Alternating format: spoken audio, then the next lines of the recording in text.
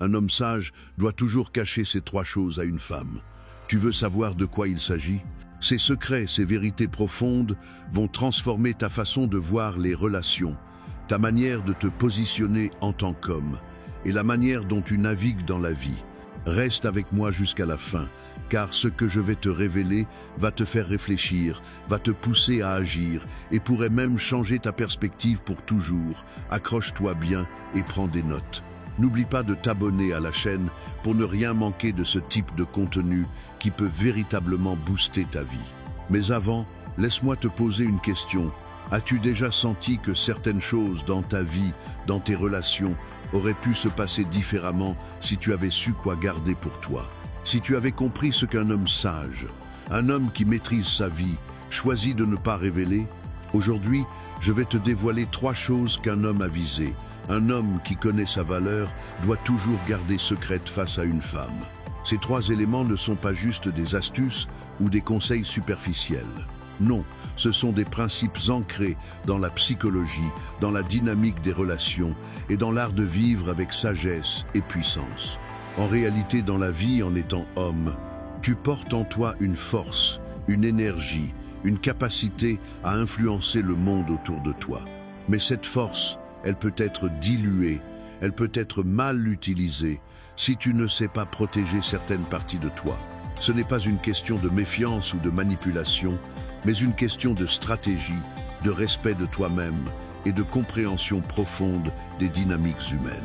Cette vidéo te montre comment un homme sage opère, comment il protège son essence et comment il construit des relations solides tout en restant maître de son destin. Alors, reste jusqu'à la fin. Commençons par la première chose qu'un homme sage doit toujours cacher à une femme: tes faiblesses les plus profondes. Tu pourrais te dire que la vulnérabilité, c'est une force, que montrer qui tu es vraiment, même dans tes moments les plus fragiles, va créer une connexion authentique. Et dans une certaine mesure, c'est vrai. Mais écoute-moi bien, il y a une différence entre être authentique et exposer les failles qui te définissent au plus profond de ton être. Ces faiblesses, ces doutes qui te réveillent la nuit, ces peurs qui te paralysent parfois, elles sont à toi. Elles font partie de ton histoire, de ton combat, de ton parcours pour devenir l'homme que tu es aujourd'hui. Mais les révéler sans discernement, c'est comme donner une arme à quelqu'un sans savoir s'il va l'utiliser contre toi. Pourquoi est-ce si important? Parce que, dans une relation, il y a toujours une dynamique de pouvoir, même si elle est subtile. Une femme, même la plus bienveillante, est humaine. Elle perçoit, elle analyse, elle ressent. Si tu lui donnes accès à tes faiblesses les plus intimes, tu risques de modifier la façon dont elle te voit, même inconsciemment. Elle pourrait commencer à douter de ta capacité à être le roc, l'ancre, celui qui reste solide face aux tempêtes. Et je ne dis pas qu'elle va te juger ou te rejeter intentionnellement. Non, c'est plus profond que ça. C'est une question d'instinct, de psychologie. Les femmes, comme les hommes, recherchent la sécurité et la stabilité. Et si tu exposes trop tôt ou trop souvent ces parties fragiles de toi, tu peux semer une graine d'incertitude, même sans le vouloir. Alors, comment fais-tu? Tu apprends à trier. Tu partages des émotions, oui, mais tu choisis celles qui ne compromettent pas ton image de force intérieure. Par exemple, tu peux parler d'un défi que tu as surmonté, d'une période difficile que tu as traversée avec courage, mais tu ne vas pas dévoiler ce doute lancinant qui te ronge encore, cette peur qui te fait hésiter à avancer. Ces choses-là, tu les travailles en toi, avec toi. Tu les confrontes dans le silence de ton propre esprit. Peut être avec un mentor, un ami de confiance, ou même à travers une pratique comme la méditation ou l'écriture. Mais face à une femme, tu restes celui qui avance, celui qui sait où il va, même si, à l'intérieur, tu es encore en train de construire ce chemin. Maintenant, je veux que tu visualises quelque chose. Pense à un homme que tu admires, quelqu'un qui dégage une aura de puissance, de confiance.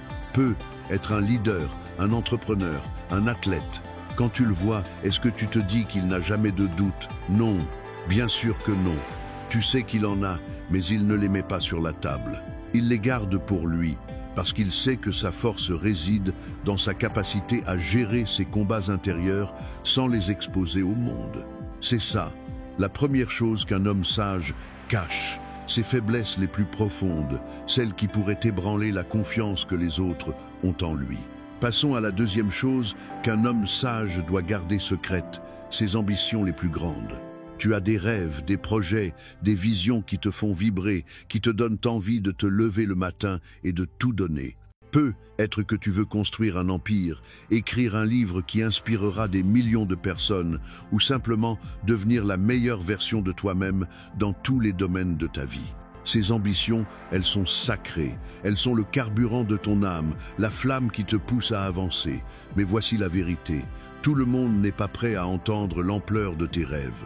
Et parfois, même une femme, aussi merveilleuse soit-elle, peut ne pas comprendre ou ne pas être prête à absorber l'intensité de ce que tu portes en toi. Pourquoi cacher tes ambitions? Parce qu'elles sont vulnérables. Pas dans le sens où elles sont fragiles, mais dans le sens où elles sont précieuses. Quand tu partages un rêve trop tôt, avant qu'il ne soit solidifié, avant que tu n'aies des résultats concrets à montrer, tu t'exposes à des réactions qui peuvent te décourager, même involontairement. Une femme pourrait, sans le vouloir, exprimer un doute, poser une question qui te fait remettre en question ta vision, ou même essayer de te protéger en te suggérant de viser plus petit. Et ce n'est pas parce qu'elle ne croit pas en toi, mais parce que les rêves d'un homme sage, d'un homme qui voit grand, peuvent intimider, déstabiliser ou sembler irréels à ceux qui n'ont pas la même flamme. Alors, que fais-tu? Tu travailles en silence, tu construis ton empire brique par brique, sans fanfare, sans chercher la validation. Tu partages des fragments de tes projets, bien sûr, mais tu gardes l'ampleur de ta vision pour toi jusqu'à ce qu'elle commence à prendre forme. Par exemple, si tu rêves de lancer une entreprise qui va révolutionner ton secteur, tu peux parler de ton intérêt pour l'entrepreneuriat, mais tu ne vas pas dévoiler chaque détail de ton plan, chaque sacrifice que tu es prêt à faire, chaque nuit blanche que tu envisages pour y arriver. Ces détails, ils sont pour toi, pour ton cercle restreint, pour ceux qui comprennent la grandeur de ce que tu portes. Et voici pourquoi c'est puissant. Quand tu travailles en silence, quand tu protèges tes ambitions, tu crées une aura de mystère, de détermination. Les gens commencent à te regarder différemment. Ils sentent que tu es en mission, que tu as un feu intérieur qui brûle. Et quand tu commences à obtenir des résultats, quand tes rêves commencent à se manifester, alors là, tu peux partager, pas pour te vanter, mais pour inspirer, pour montrer ce qui est possible quand on croit en soi et qu'on agit avec discipline. Un homme sage sait que ses ambitions sont comme des graines. Elles ont besoin de temps, de soins et de protection avant de devenir des arbres imposants. On arrive maintenant à la troisième chose qu'un homme sage doit cacher, ses vérités les plus intimes sur sa vision du monde. Tu as des croyances, des valeurs, des perspectives qui définissent qui tu es. Peut être que tu as une vision très claire de ce que signifie être un homme, de ce que devrait être une relation ou de ce que tu attends de la vie. Ces vérités, elles sont le noyau de ton être. Elles guident tes décisions, tes actions, ta manière de te tenir dans le monde. Mais révéler ces vérités dans leur entièreté, surtout dans les premières étapes d'une relation, peut être risqué. Pourquoi? Parce que tout le monde n'est pas prêt à entendre la profondeur de ce que tu penses. Tes vérités, aussi justes et puissantes soient-elles pour toi, peuvent être mal interprétées, jugées ou même utilisées contre toi. Une femme pourrait ne pas comprendre la complexité de ta vision ou elle pourrait la percevoir comme une menace à ses propres croyances. Et ce n'est pas une question de compatibilité ou d'amour, mais une question de timing et de contexte. Les vérités profondes, celles qui touchent à ta philosophie de vie, à ta spiritualité, à ta manière de voir le monde, elles se révèlent avec le temps, quand une relation est assez solide pour les accueillir. Alors, comment navigues-tu cela? Tu partages tes valeurs, mais tu le fais avec mesure. Tu montres qui tu es à travers tes actions, tes choix, ta manière de traiter les gens autour de toi. Tu laisses ta vie parler pour toi. Par exemple, si tu crois fermement que la discipline est la clé du succès, tu n'as pas besoin de donner une conférence à ce sujet. Tu vis cette discipline, tu te lèves tôt, tu travailles sur tes objectifs, tu tiens tes promesses. Et petit à petit, une femme qui t'observe, qui partage ta vie, verra cette vérité se manifester sans que tu aies besoin de la proclamer. Mais attention, Cacher ses vérités ne veut pas dire mentir ou jouer un rôle. Ça veut dire protéger ce qui est sacré en toi jusqu'à ce que le moment soit venu de le partager. C'est une question de sagesse, de patience, de stratégie. Un homme sage sait que ses convictions les plus profondes sont comme un trésor. Elles ne se donnent pas à la légère. Elles se méritent. Maintenant, laisse-moi t'expliquer pourquoi ces trois choses, tes faiblesses, tes ambitions, tes vérités, sont si cruciales à protéger. En tant qu'homme, tu es un bâtisseur. Tu construis ta vie, tes relations, ton héritage. Mais pour bâtir quelque chose de solide, tu dois d'abord te protéger toi-même. Pas par peur, pas par méfiance, mais par respect pour la mission que tu portes. Chaque fois que tu choisis de garder ces trois choses pour toi, tu renforces ta fondation. Tu deviens plus fort, plus confiant, plus ancré. Et paradoxalement, c'est en protégeant ces parties de toi que tu deviens plus attirant, plus respecté, plus puissant aux yeux des autres. Je veux que tu prennes un moment pour réfléchir à ça. Pense à une situation dans ta vie où tu as peu, être trop partagé, trop tôt. Peu, être que tu as révélé une faiblesse qui t'a fait perdre un peu de cette aura de confiance. Ou peu, être que tu as parlé d'un rêve qui n'était pas encore prêt et la réaction de l'autre t'a fait douter. Ça arrive à tout le monde, même aux hommes les plus sages. Mais la différence, c'est que l'homme sage apprend de ces moments. Il ajuste, il affine, il devient plus stratégique. Et c'est ce que je veux pour toi aujourd'hui.